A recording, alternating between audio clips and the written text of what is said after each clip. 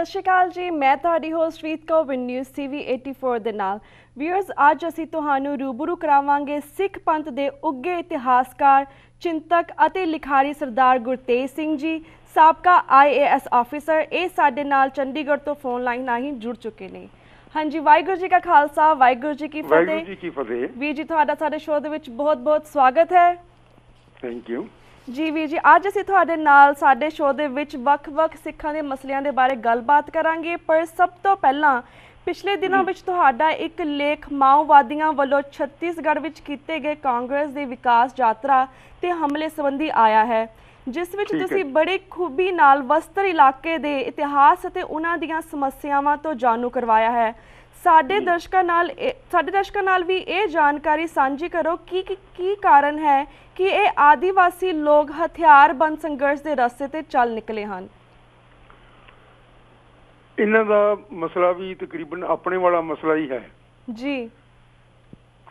ਜਮਹੂਰੀਅਤ ਹਿੰਦੁਸਤਾਨ ਦੇ ਵਿੱਚ ਆ ਗਈ, ਲੇਕਿਨ ਉਸ ਜਮਹੂਰੀਅਤ ਦੇ ਵਿੱਚ ਕੀ ਕੰਟੈਂਟ ਹੋਣੀ ਚਾਹੀਦੀ ਹੈ, ਇਹ ਹਿੰਦੁਸਤਾਨ ਨੇ ਸਮਝਿਆ ਨਹੀਂ। ਹਾਂਜੀ। ਜਮਹੂਰੀਅਤ ਦਾ ਸਭ ਤੋਂ ਪਹਿਲਾ ਮਕਸਦ ਹੈ ਕਿ ਉਹ ਲੋਕਾਂ ਦੇ ਲੀਡਰਾਂ ਨੂੰ ਉਭਾਰੇ, ਤਾਂ ਕਿ ਉਹ ਲੋਕਾਂ ਦੇ ਮਸਲਿਆਂ ਨੂੰ ਲੈ ਕੇ ਆਪਣੇ ਲੋਕਾਂ ਦਾ ਸਮਾਧਾਨ ਕਰ ਸਕਣ। ਹਾਂਜੀ। ਹੁਣ ਇੱਥੇ ਕੀ ਹੋ ਰਿਹਾ ਹੈ ਕਿ ਲੀਡਰ ਉਹ ਉਭਾਰੇ ਜਾ ਰਹੇ ਨੇ ਜਿਹੜੇ ਕਿ ਲੋਕਾਂ ਦੇ ਮਸਲਿਆਂ ਦੇ ਨਾਲ ਬਿਲਕੁਲ ਸੰਬੰਧਿਤ ਨਹੀਂ ਹੁੰਦੇ। ਹਾਂਜੀ। ਔਰ ਵੱਡੇ ਲੀਡਰ ਜਿਨ੍ਹਾਂ ਨੇ ਉਹਨਾਂ ਨੂੰ ਉਭਾਰਨਾ, ਪੋਲੀਟੀਕਲ ਪਾਰਟੀ ਦੇ ਹੈਡ ਜਿਨ੍ਹਾਂ ਨੂੰ ਕਹਿੰਦੇ ਆ, ਉਹਨਾਂ ਲੋਕਾਂ ਨੇ ਇਸ ਵਾਸਤੇ ਉਭਾਰਦੇ ਨੇ ਕਿ ਉਹ ਸਾਡਾ ਪਾਣੀ ਭਰਦੇ ਰਹਿਣ, ਸਾਡੀ ਸੇਵਾ ਕਰਦੇ ਰਹਿਣ ਔਰ ਆਪਣੇ ਲੋਕਾਂ ਦੀ ਗੱਲ ਨੂੰ ਬਿਲਕੁਲ ਨਾ ਦੇਖਣ। ਇਸ ਤਰ੍ਹਾਂ ਹੀ ਦਲਿਤਾਂ ਦੇ ਵਿੱਚੋਂ ਕੱਢੇ ਜਾ ਰਹੇ ਆ ਲੀਡਰ। ਇਸ ਤਰ੍ਹਾਂ ਗਾਂਧੀ ਨੇ ਅੰਬੇਡਕਰ ਨੂੰ ਕਈ ਵਾਰੀ ਕਿਹਾ ਸੀਗਾ ਕਿ ਜੇ ਤੂੰ ਮੇਰੀ ਗੱਲ ਨਹੀਂ ਮੰਨਦਾ ਤੇ ਮੇਰੇ ਕਹਿਣ ਅਨੁਸਾਰ ਨਹੀਂ ਚੱਲਦਾ ਤਾਂ ਮੈਂ ਰਾਜਾ ਨੂੰ ਲੀਡਰ ਬਣਾ ਦਿਆਂਗਾ। ਉਸ ਵੇਲੇ ਇੱਕ ਰਾਜਾ ਹੁੰਦਾ ਸੀ ਇਹਨਾਂ ਦਾ, ਦਲਿਤਾਂ ਦਾ ਲੀਡਰ। ਸੋ ਇਹ ਇਸ ਤਰ੍ਹਾਂ ਨਾਲ ਲੀਡਰਸ਼ਿਪ ਉਹਨਾਂ ਦੇ ਵਿੱਚ ਇੰਟਰਨਲ ਲੀਡਰਸ਼ਿਪ ਨੂੰ ਖਤਮ ਕਰਕੇ ਆਪਣੀ ਲੀਡਰਸ਼ਿਪ ਲਿਆਉਣਾ ਚਾਹੁੰਦੇ ਨੇ। ਹੁਣ ਬਸਤਰ ਦੇ ਮਸਲੇ ਹਨ, ਉੱਥੇ ਖਣਿਜ ਪਦਾਰਥ ਬਹੁਤ ਹਨਗੇ, ਉੱਥੇ ਮਾਈਨਸ ਲੱਗ ਸਕਦੀਆਂ ਔਰ ਬੜੀਆਂ ਸਾਰਾ ਹਿੰਦੁਸਤਾਨ ਉਹਨਾਂ ਨੂੰ ਐਕਸਪਲੋਇਟ ਕਰਕੇ ਇਹ ਲੋਕ ਅਮੀਰ ਹੋ ਰਹੇ ਨੇ, ਚੰਦ ਲੋਕ। ਤੇ ਉਹ ਜਿਹੜੇ ਗਰੀਬ ਆਦੀਵਾਸੀ ਹਨ, ਉਹ ਜਿਹੜੇ ਦਰਖਤਾਂ ਦੇ ਉੱਤੇ ਜੰਗਲਾਂ ਦੇ ਵਿੱਚੋਂ ਆਪਣਾ ਕੁਛ ਲੈ ਕੇ ਗੁਜ਼ਾਰਾ ਕਰਦੇ ਨੇ, ਫੁੱਲ ਫਲ ਪੱਤੇ, ਉਹਨਾਂ ਲੋਕਾਂ ਦੇ ਉੱਤੇ ਤਸ਼ੱਦਦ ਕਰਦੇ ਨੇ ਤੇ ਉਹਨਾਂ ਨੂੰ ਉੱਥੋਂ ਉਜਾੜ ਦਿੰਦੇ ਨੇ। ਇਹ ਬਸਤਰ ਦਾ ਇੱਕ ਮਸਲਾ ਹੈ।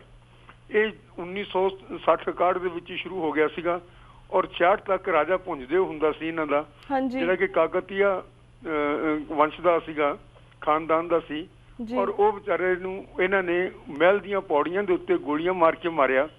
ਹਾਲਾਂਕਿ ਉਸ ਦੇ ਕੋਲ ਸਿਰਫ ਤੀਰ ਕਮਾਨ ਤੇ ਛੋਟੀਆਂ ਮੋਟੀਆਂ ਚੀਜ਼ਾਂ ਸਨ। ਔਰ ਉਹ ਕੀ ਕਹਿੰਦਾ ਸੀਗਾ, ਸਿਰਫ ਇਹ ਕਹਿੰਦਾ ਸੀ ਕਿ ਲੋਕਾਂ ਨੂੰ ਇਸ ਤਰ੍ਹਾਂ ਐਕਸਪਲੋਇਟ ਨਾ ਕਰੋ, ਇਹਨਾਂ ਤੋਂ ਕੌਡੀਆਂ ਦੇ ਭਾਅ ਜ਼ਮੀਨ ਲੈ ਕੇ ਵੱਡੇ ਕਾਰਖਾਨੇਦਾਰਾਂ ਨੂੰ ਨਾ ਦਿਓ। ਸੋ ਇਹ ਬਸਤਰ ਦਾ ਮਸਲਾ ਹੈ। ਹੁਣ ਉਸੇ ਮਸਲੇ ਨੇ ਦੁਬਾਰੇ ਸਿਰ ਚੁੱਕਿਆ। ਜਿਹੜੇ ਲੋਕ ਇਹਨਾਂ ਦੇ ਲੀਡਰ ਉਭਾਰੇ ਹੋਏ ਨੇ ਉਹ ਤਾਂ ਹਨਗੇ ਮਹਿੰਦਰ ਕਰਮਾ ਵਰਗੇ, ਜਿਹੜੇ ਕਿ ਸਲਵਾ ਜੁਰਮ ਬਣਾ ਕੇ ਤੇ ਲੋਕਾਂ ਦੇ ਬਰਖਲਾਫ ਲੜ ਰਹੇ ਆ। ਜਿਵੇਂ ਪੰਜਾਬ ਦੇ ਵਿੱਚ ਇਹ ਬਣਾ ਕੇ ਅੰਡਰਗਰਾਊਂਡ ਸੈਨਾ, ਇਹ ਸਾਰੇ ਪੁਲਿਸ ਵਾਲਿਆਂ ਨੇ ਬਣਾਈ ਹੋਈ ਸੀ ਔਰ ਉਹ ਸਿੱਖਾਂ ਨੂੰ ਮਾਰ ਰਹੀ ਸੀ ਦੋਨੋਂ ਪਾਸਿਆਂ ਤੋਂ। ਪਹਿਲਾਂ ਜਾ ਕੇ ਉਹਨਾਂ ਦੇ ਘਰਾਂ ਦੇ ਵਿੱਚ ਰੋਟੀਆਂ ਖਾਣੀਆਂ, ਫਿਰ ਜਾ ਕੇ ਉਹਨਾਂ ਨੂੰ ਫੜ ਲੈਣਾ ਤੇ ਫਿਰ ਉਹਨਾਂ ਦੇ ਖਾੜਕੂਆਂ ਦਾ ਪਤਾ ਕਰਕੇ ਉਹਨਾਂ ਨੂੰ ਮਾਰਨਾ। ਇਸ ਤਰ੍ਹਾਂ ਹੀ ਇਹਨਾਂ ਨੇ ਸਲਵਾ ਜੁਰਮ ਬਣਾਈ ਹੋਈ ਹੈ। ਔਰ ਉਹ ਲੋਕ ਜਿਹੜੇ ਹੈਗੇ ਉਹ ਇਹੋ ਜਿਹੇ ਲੀਡਰਾਂ ਨੂੰ ਨਹੀਂ ਪਸੰਦ ਕਰਦੇ। ਇਹ ਲੋਕ ਉਹਨਾਂ ਦੇ ਉੱਤੇ ਲੀਡਰਸ਼ਿਪ ਠੋਸ ਰਹੇ ਆ, ਇਹ ਸਮਝਦੇ ਆ ਕਿ ਇਹ ਜਮਹੂਰੀਅਤ ਹੈ।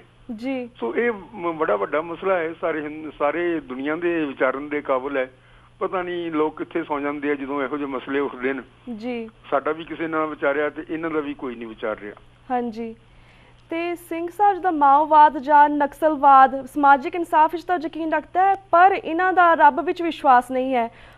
ਫਿਰ ਅਸੀਂ ਸਿੱਖ ਨੁਕਤਾ ਨਿਗਾਹ ਤੋਂ ਇਸ ਕਮਿਊਨਿਸਟ ਪੱਖੀ ਲਹਿਰ ਦਾ ਕਿਵੇਂ ਸਮਰਥਨ ਕਰ ਸਕਦੇ ਹਾਂ, ਇਸ ਬਾਰੇ ਵੀ ਸਾਡੇ ਦਰਸ਼ਕਾਂ ਨੂੰ ਦੱਸੋ। ਗੱਲ ਇਹ ਹੈ ਬੀਬੀ ਕਿ ਜਿਹੜਾ ਇੱਕ ਹੁੰਦਾ ਹੈ ਪਰਮਾਤਮਾ ਦੇ ਵਿੱਚ ਯਕੀਨ, ਮੈਨੂੰ ਤਾਂ ਪਤਾ ਨਹੀਂ ਕਿਸ ਤਰ੍ਹਾਂ ਨਾਲ ਇਹ ਨਾਪੀਦਾ ਹੈ।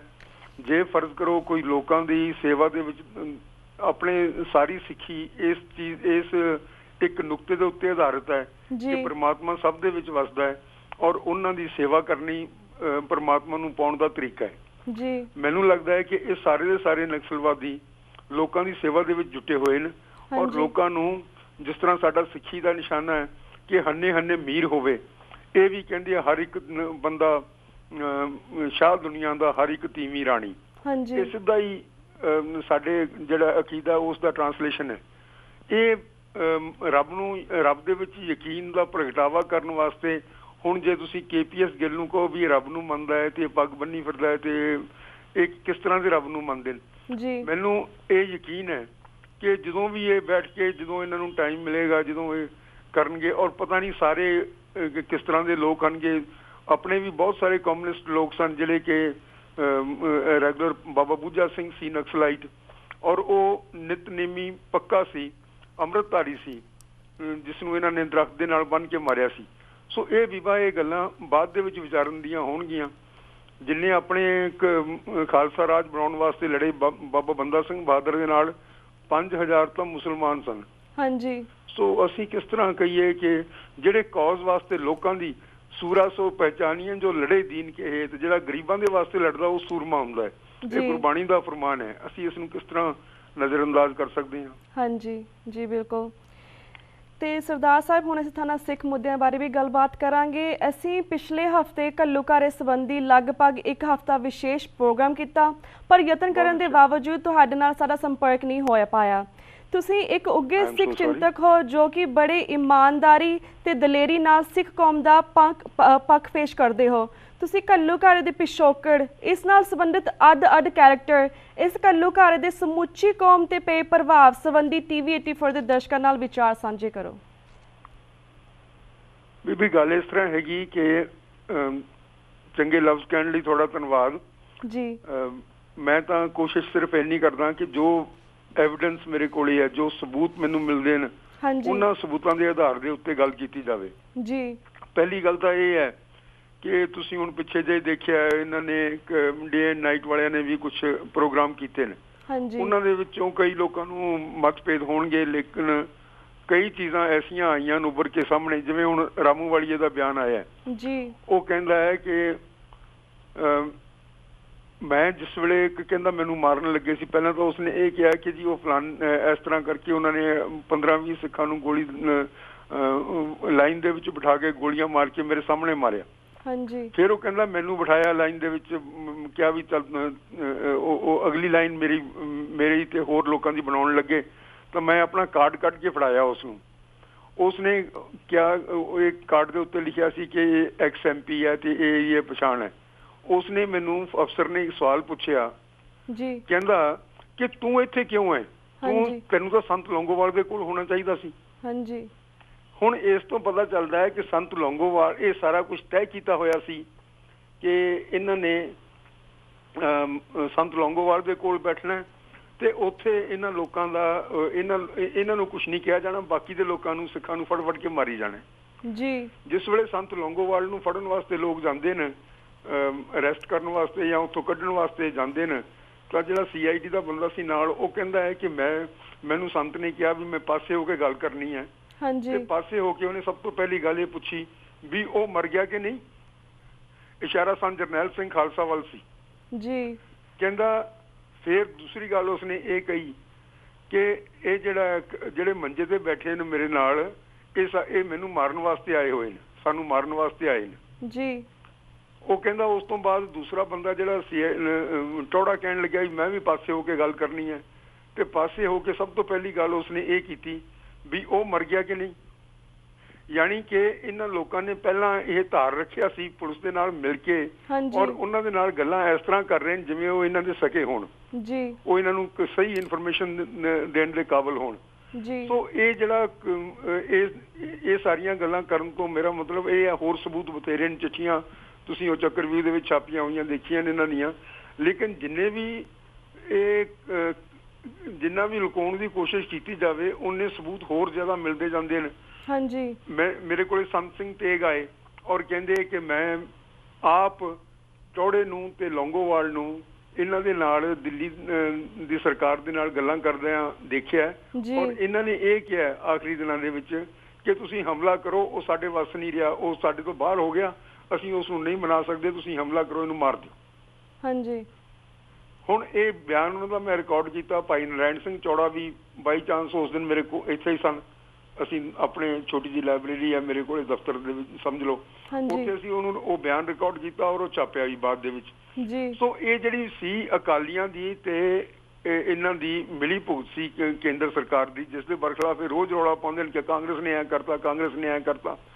ਇਹ ਲੋਕ ਇਹਨਾਂ ਨੇ ਮਿਲ ਕੇ, ਕਿਉਂਕਿ ਉੱਥੇ ਵੀ ਮਸਲਾ ਇਹੀ ਸੀ ਜਿਹੜਾ ਬਸਤਰ ਦੇ ਵਿੱਚ ਸੀ, ਲੋਕਾਂ ਨੇ ਅਕਾਲੀ ਦਲ ਨੂੰ, ਰਵਾਇਤੀ ਅਕਾਲੀ ਲੋਕਾਂ ਨੂੰ ਛੱਡ ਦਿੱਤਾ ਸੀ ਔਰ ਸੰਤ ਜਰਨੈਲ ਸਿੰਘ ਨੂੰ ਆਪਣਾ ਲੀਡਰ ਮੰਨਣ ਲੱਗ ਪਏ ਸਨ। ਹਾਲਾਂਕਿ ਸੰਤ ਜਰਨੈਲ ਸਿੰਘ ਸਿਆਸੀ ਲੀਡਰ ਬਣ ਕੇ ਨਹੀਂ ਸੀ ਉੱਭਰਨਾ ਚਾਹੁੰਦੇ। ਸੋ ਇਹਨਾਂ ਨੂੰ ਇਹ ਖਤਰਾ ਹੋ ਗਿਆ ਕਿ ਇਹ ਸਾਡੀ ਜਗ੍ਹਾ ਲੈ ਲੈਣਗੇ ਔਰ ਅਸੀਂ ਇਰਰੈਲੇਵੈਂਟ ਹੋ ਜਾਵਾਂਗੇ, ਜਿਹੜੇ ਕਿ ਹੋ ਗਏ ਸਨ ਫਰਵਰੀ ਮਾਰਚ 1984 ਦੇ ਵਿੱਚ। ਸੋ ਇਹ ਮਸਲਾ ਇਹ ਸੀਗਾ ਕਿ ਜਿਹੜੇ ਲੀਡਰ ਨੇ ਆਪਣੇ ਕੌਮ ਦੇ ਹੱਕ ਮੰਗਣੇ, ਕੇਂਦਰ ਵਾਸਤੇ ਇਹ ਸੀ ਕਿ ਇਹ ਧਰਮ ਦੀ ਰੱਖਿਆ ਕਰਦਾ ਹੈ, ਇਹ ਕਹਿੰਦਾ ਵੀ ਮੈਂ ਨਿਰੰਕਾਰੀਆਂ ਦੀ ਜਿਹੜਾ ਸਿੱਖਾਂ ਦਾ ਧਰਮ ਨੂੰ ਖਤਮ ਕਰਨ ਦੀ ਕੋਸ਼ਿਸ਼ ਕਰ ਰਹੇ, ਮੈਂ ਉਸ ਦੇ ਬਰਖਲਾਫ ਹਾਂ, ਔਰ ਇਹ ਕਹਿੰਦਾ ਹੈ ਕਿ ਮੈਂ ਜਿਹੜੇ ਲੋਕਾਂ ਦੇ ਹੱਕ ਹਨ ਉਹਨਾਂ ਦੇ ਉੱਤੇ ਸਮਝੌਤਾ ਕਰ ਸਕਦਾ, ਉਸ ਤੋਂ ਘੱਟ ਨਹੀਂ ਕਰ ਸਕਦਾ। ਤਾਂ ਇਹੋ ਜਿਹਾ ਲੀਡਰ ਨਹੀਂ ਉੱਭਰਨਾ ਚਾਹੀਦਾ, ਕਿਉਂਕਿ ਅਸੀਂ ਇਹ ਦੂਸਰੇ ਲੋਕ ਜਿਹੜੇ ਹਨ ਇਹ ਘੱਟ ਦੇ ਉੱਤੇ ਸਮਝੌਤਾ ਕਰਨ ਨੂੰ ਤਿਆਰ ਹੈ ਤੇ ਅਸੀਂ ਇਹਨਾਂ ਨਾਲ ਸਮਝੌਤਾ ਕਰਾਂਗੇ। ਤੁਸੀਂ ਜੇ ਗੋਡਫਾਦਰ ਪਿਕਚਰ ਦੇਖੀ ਆ ਤਾਂ ਜਿਸ ਵੇਲੇ ਉਹ ਗੋਡਫਾਦਰ ਨੂੰ ਉਹ ਇੱਕ ਗੱਲ ਕਰ ਰਹੇ ਆ ਦੂਸਰੇ ਗਰੋਹ ਵਾਲੇ, ਤਾਂ ਇੱਕ ਉਹਨਾਂ ਦਾ ਮੁੰਡਾ ਕਹਿੰਦਾ ਮਾਈਕਲ, ਜਾਂ ਉਹ ਕਹਿੰਦਾ ਵੀ ਇਸ ਤਰ੍ਹਾਂ ਨਹੀਂ ਆਪਾਂ ਐਂ ਕਰ ਲਈਏ, ਉਹਨਾਂ ਨੂੰ ਪਤਾ ਲੱਗ ਜਾਂਦਾ ਵੀ ਇਹਨਾਂ ਦੇ ਵਿੱਚ ਮਤਭੇਦ ਹੈ, ਉਸੇ ਵੇਲੇ ਉਹ ਗੋਲੀਆਂ ਮਾਰ ਕੇ ਉਹਨੂੰ ਗੋਡਫਾਦਰ ਨੂੰ ਮਾਰ ਦਿੰਦੇ ਨੇ। ਇਹੀ ਕੁਝ ਸਾਡੇ ਨਾਲ ਹੋਇਆ, ਬਾਰ-ਬਾਰ ਹਿੰਦੁਸਤਾਨ ਦੇ ਵਿੱਚ ਲੋਕਾਂ ਦੇ ਨਾਲ ਹੋ ਰਿਹਾ। ਬਾਰ-ਬਾਰ ਜਮਹੂਰੀ ਲੋਕ ਜਿਹੜੇ ਆਪਣੇ ਲੀਡਰ ਚੁਣਦੇ ਨੇ, ਉਹਨਾਂ ਚੁਣੇ ਹੋਏ ਲੀਡਰਾਂ ਨੂੰ ਖਤਮ ਕਰਕੇ ਤੇ ਉਹਨਾਂ ਦੇ ਉੱਤੇ ਲੀਡਰ ਠੋਸੇ ਜਾਂਦੇ ਨੇ ਜਿਹੜੇ ਕਿ ਉਹਨਾਂ ਦੀ ਕੇਂਦਰ ਦੀ ਮਰਜ਼ੀ ਨਾਲ ਰਾਜ ਕਰਨ। ਸੋ ਆਹ ਮਸਲਾ ਸੀ ਤੇ ਇਸ ਨੂੰ ਫਿਰ ਵਧਾ ਕੇ ਕਿਸ ਤਰ੍ਹਾਂ ਨਾਲ ਕੀਤਾ ਗਿਆ ਇਹ ਸਾਰਿਆਂ ਦੇ ਸਾਹਮਣੇ ਹੈ।